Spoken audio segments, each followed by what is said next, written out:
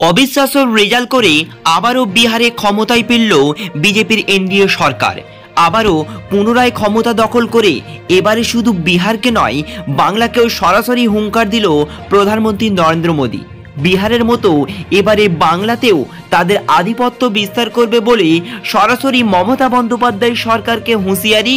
শুধু তাই নয়, পশ্চিমবঙ্গে যেভাবে মমতা বন্দ্যোপাধ্যায়ের সরকার জঙ্গলরাজ চালাচ্ছে, সেই জঙ্গলরাজকে আগামী 2026-এর বিধানসভা নির্বাচনে ধুয়ে মুছে সাফ করে দেবার হুঁশিয়ারি দিল প্রধানমন্ত্রী নরেন্দ্র মোদী। তো চলুন দেখে নেব আজকের এক নজরে গুরুত্বপূর্ণ আপডেটটি। তো চলুন শুরু করা যাক। বলা হচ্ছে পশ্চিমবঙ্গের থেকেও মুছে যাবে জঙ্গলরাজ, বিহার জয়ের পর হুঙ্কার প্রধানমন্ত্রী। এক অবিশ্বাস্য রেজাল্ট করে আবারও পুনরায় ক্ষমতায় ফিরল নীতিশের এনডিএ সরকার। যেভাবে বিরোধীরা উঠে পড়ে লেগেছিল বিজেপি সরকারকে ক্ষমতা থেকে বহিচ্যুত করার জন্য, রেজাল্ট যেন পুরোপুরি পাল্টে গেল। তবে কিভাবে এই অবিশ্বাস্য রেজাল্ট উঠে আসলো সেই নিয়ে চিন্তিত রয়েছে বহু রাজনীতিবিদরা।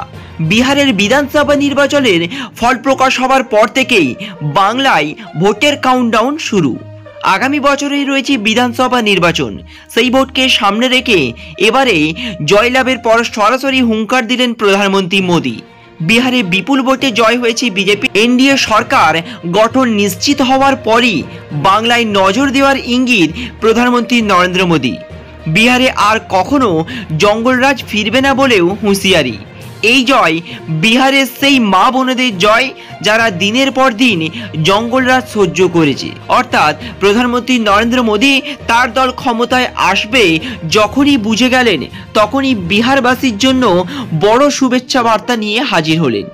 বক্তব্য শেষে বিজেপির কর্মীদেরকে অসংখ্য ধন্যবাদ জানিয়েছেন মোদী।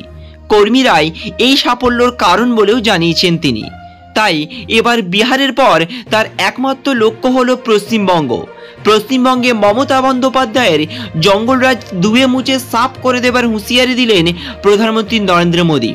আগামী 2026-এ বাংলায় বিধানসভা নির্বাচন, তার আগে বিহারে গেরুয়া শিবিরের এই বিপুল জয় দেখে বঙ্গ বিজেপির নেতারা যে অনেকটাই উৎসাহিত তা বলার অপেক্ষা রাখেন। তাই এই বিশালভাবে জয়লাভের পরে শুধু বিহারেই নয়, বাংলার একাধিক জায়গাতে বিজেপির কর্মী সমর্থকরা তারা উল্লাস এবং এই জয়ের খুশিতে লাড্ডু বিতরণ করিয়েছে। এখন দেখা যাক আগামী বিধানসভা নির্বাচনে পশ্চিমবঙ্গে বিজেপি তার আধিপত্য বিস্তার করতে পারে কিনা। তো ফ্রেন্ডস, এ ব্যাপারে আপনার কি মত?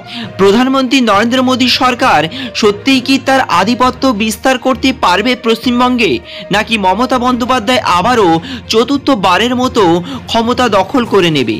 এ ব্যাপারে আপনার কি মতামত? কোন সরকার বাংলায় আসলে বাংলার সার্বিক পরিকাঠামো উন্নয়ন, শিক্ষা দীক্ষা এবং চাকরির ব্যবস্থা আরও উন্নতর হবে বলে আপনার মনে হয়?